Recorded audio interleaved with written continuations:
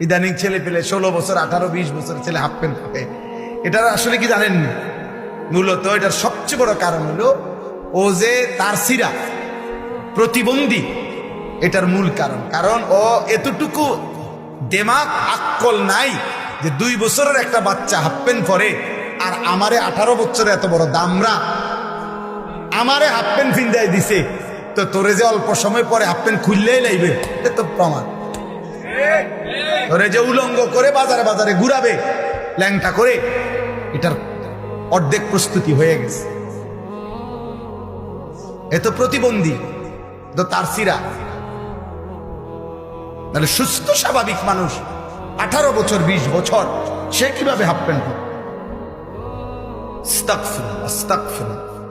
18 বছর বয়সী একটা ছেলে কিভাবে পেশাব করে পানি না নিয়া, টয়লেট পেপার ব্যবহার না করে, এরকম দুর্গন্ধ, পেশাবের গন্ধ মারাত্মক, পেশাবের দুর্গন্ধ মারাত্মক দুর্গন্ধ, এত দুর্গন্ধ নিয়ে যার প্যান্ট, সে চলে কেমনে, তার লগে যেটি হাঁটে, এগুলো কি পরিমাণ অপদার্থ আমার মাথার ধরে না।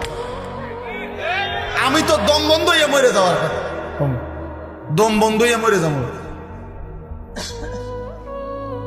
আস্তাগফিরুল্লাহ, আস্তাগফিরুল্লাহ, আস্তাগফিরুল্লাহ।